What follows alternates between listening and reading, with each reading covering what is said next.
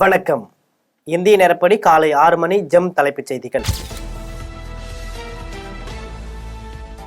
பிரதமர் நரேந்திர மோடியின் கால்களை தொட்டு வணங்க முயன்ற பீகார் முதலமைச்சர் நிதிஷ்குமார் உடனடியாக தடுத்து நிறுத்தி நிதிஷ்குமாரிடம் கை குலுக்கினார் பிரதமர்.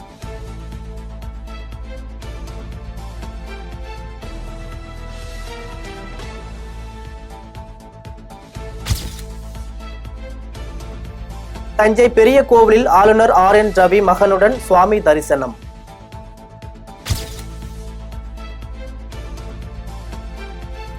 வயநாடு தேர்தலுக்கு மத்தியில் தன்னைத்தானே வீடியோ எடுத்தபடி ஜாலியாக ஜிப்லைனில் சென்ற ராகுல் காந்தி ரசித்து பார்த்த தங்கை பிரியங்கா.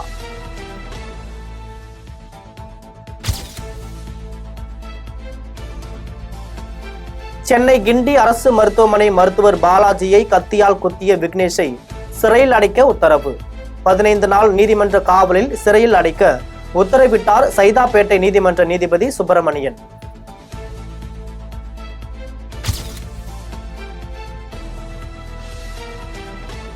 சென்னை கிண்டி அரசு மருத்துவமனை டாக்டர் பாலாஜி மீதான தாக்குதல் வன்மையாக கண்டிக்கத்தக்கது என தமிழ்நாடு ஆளுநர் RN ரவி பதிவு. மருத்துவர்கள் மற்றும் சுகாதாரத்துறையினரின் பாதுகாப்பை உறுதிப்படுத்துவது அவசியம் என்றும் வலியுறுத்தல்.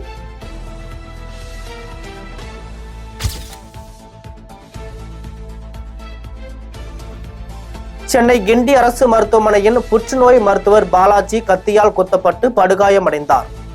மருத்துவர் பாலாஜியை செல்போனில் தொடர்பு கொண்டு முதல்வர் நலம் விசாரித்ததாக அமைச்சர் மா சுப்பிரமணியன் தகவல்.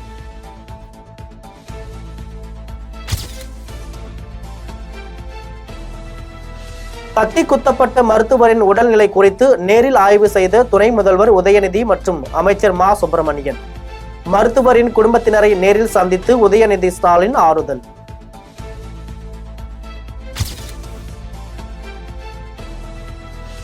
மருத்துவத்தில் குறைபாடு என்ற போலியான காரணத்தை சொல்லி மருத்துவரை தாக்குவது கண்டிக்கத்தக்கது. அமைச்சர் மா சுப்பிரமணியன் எச்சரிக்கை.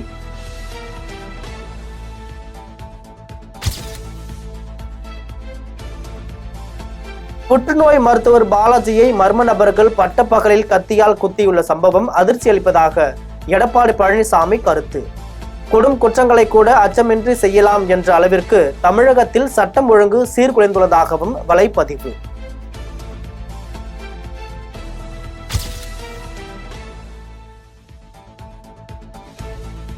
சென்னை கிண்டி அரசு மருத்துவமனையில் அரசு மருத்துவர் கத்தியால் குத்தப்பட்ட சம்பவம் அதிர்ச்சி அளிக்கிறது. மருத்துவமனையில் சிகிச்சை பெற்று வரும் மருத்துவர் பாலாஜி விரைந்து நலம் பெற இறைவனை வேண்டிக் கொள்கிறேன் என அண்ணாமலை வலைப்பதிவு.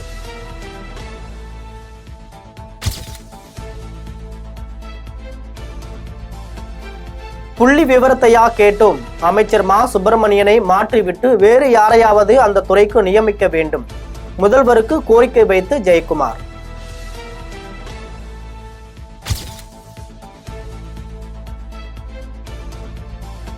அதிமுக ஆட்சி காலத்தில் கொண்டுவரப்பட்ட திட்டங்களுக்கு ஸ்டிக்கர் ஒட்டி திமுக ஆட்சியில் திறக்கப்படுவதாக EPS விமர்சனம்.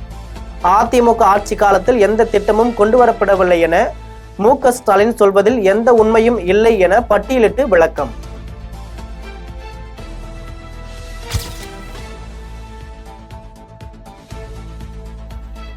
தம்பி விஜய் மீதான பாசம் அன்பில் துளியும் குறைவில்லை.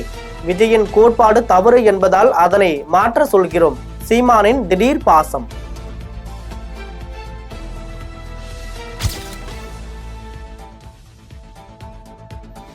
பாஜகவுடன் கூட்டணி இல்லை என ஏற்கனவே தெளிவுபடுத்தியுள்ளதாகவும் அந்த நிலைப்பாட்டில் எந்த மாற்றமும் இல்லை எனவும் EPS விளக்கம். ஒத்த கருத்துடைய கட்சிகளுடன் கூட்டணி என்பதை இத்துடன் பொருத்தி பார்க்க கூடாது எனவும் பேச்சு.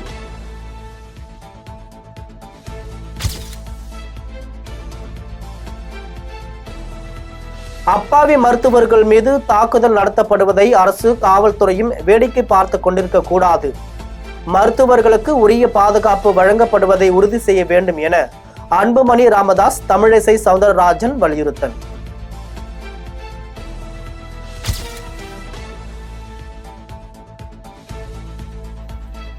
கும்பகோணம் சூரியனார் கோவில் மடத்தை அறநிலைத்துறை கட்டுப்பாட்டில் எடுத்துக்கொள்வது குறித்து இன்றுக்குள் முடிவு. ஆதீனம் மீதான குற்றச்சாட்டு நிரூபிக்கப்பட்டால் நடவடிக்கை எடுக்கப்படும் என இந்து சமய அறநிலைத்துறை அமைச்சர் சேகர் பாபு தகவல்.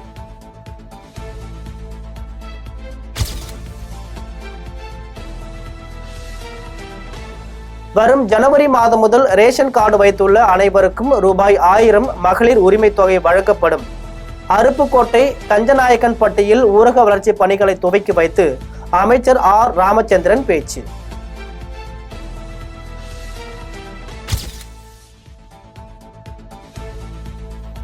பெண்ணாடம் ரயில் நிலையத்தில் அனைத்து ரயில்களும் நின்று செல்ல வலியுறுத்தி மார்க்சிஸ்ட் கம்யூனிஸ்ட் கட்சியின் திட்டக்குடி வட்டக்குழு சார்பில் ரயில் மறியல் போராட்டம். மேலும் பெண்ணாடம் ரயில் நிலையத்தில் அடிப்படை வசதிகளை செய்து தரவும் வலியுறுத்தல்.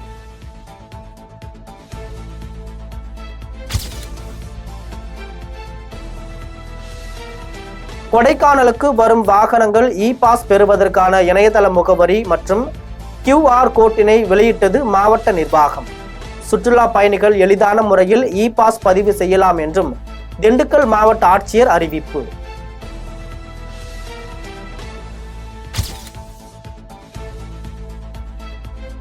பாம்பன் கடலில் புதிதாக கட்டப்பட்ட ரயில் பாலம். தூக்கு பாலத்தை குழுவுடன் நேரில் ஆய்வு செய்த ரயில்வே முதன்மை பாதுகாப்பு ஆணையர் சௌத்ரி.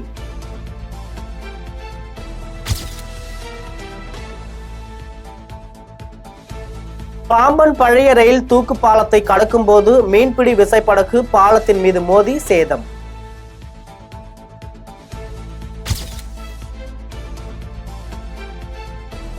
ஜார்க்கண்ட் சட்டமன்ற தேர்தலில் வாக்களித்த முன்னாள் இந்திய கிரிக்கெட் வீரர் MS தோனி தல ஃபார் ஏ ரீசன் என்று எக்ஸ் தளத்தில் பதிவிட்ட இந்திய தேர்தல் ஆணையம்.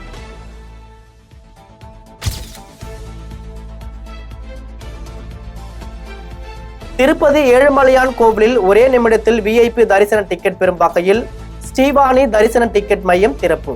ரூபாய் 10,000 நன்கொடை வழங்கினால் ஒரு பக்தருக்கு VIP டிக்கெட் வழங்கப்படுகிறது.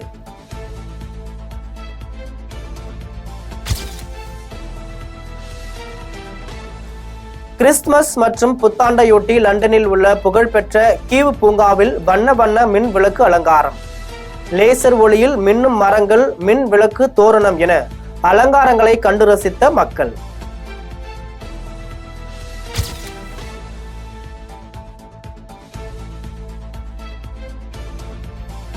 ஆயிரம் கிலோமீட்டர் தொலைவில் நிலத்தில் உள்ள இலக்கை தாக்கி அடிக்கும் ஏவுகணை சோதனை ஒடிஷா மாநிலம் சந்திப்பூரில் வெற்றிகரமாக நடத்தப்பட்டது.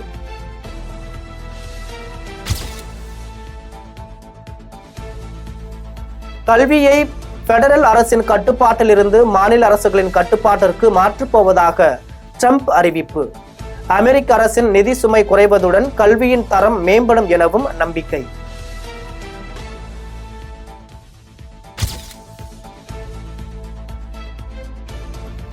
தென்மேற்கு வங்கக்கடல் பகுதியில் நிலவி வந்த குறைந்த காற்றழுத்த தாழ்வு பகுதி வலுவிழந்தது.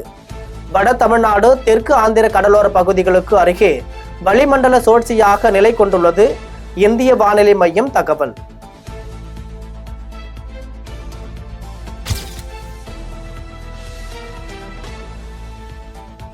பார்டர் கவாஸ்கர் டிராபி தொடருக்காக ஆஸ்திரேலியாவில் பயிற்சியை தொடங்கியது இந்திய அணி.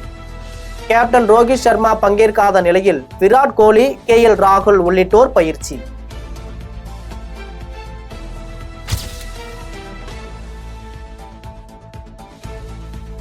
இந்திய தென்னாப்பிரிக்கா இடையேயான 3வது T20 போட்டி. 51 பந்துகளில் அசத்தலாக தனது முதல் T20 சதத்தை விளாசிய இந்திய வீரர் திலக் வர்மா.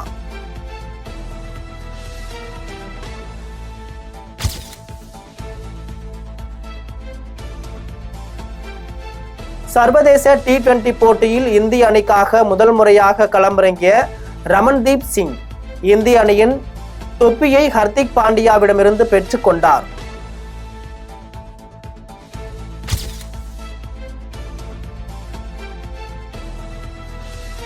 குஜராத் டைட்டன்ஸ் அணியின் உதவி பயிற்சியாளராக பர்தீவ் பட்டேல் நியமனம்.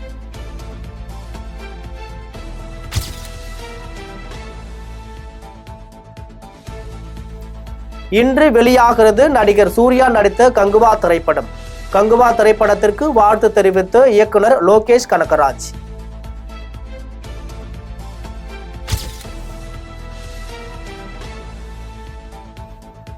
அமரன் திரைப்படத்தின் OTT வெளியீட்டை தள்ளி வைக்க ரெட் ஜெயிண்ட், ராஜ்கமல் பிலிம்ஸ் மற்றும் சிவகார்த்திகேயனுக்கு திரையரங்கு உரிமையாளர்கள் கோரிக்கை.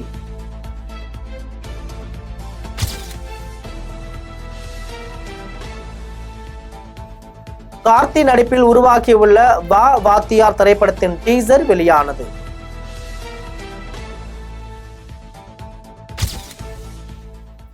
இத்துடன் ஜெம் செய்திகள் நிறைவடைகின்றன. மீண்டும் ஜெம் செய்திகள் காலை 8:30 மணிக்கு. உடனுக்குடன் செய்திகளை காண GemLive.tv என்ற இணையதளத்தில் இணைந்திருங்கள். நன்றி, வணக்கம்.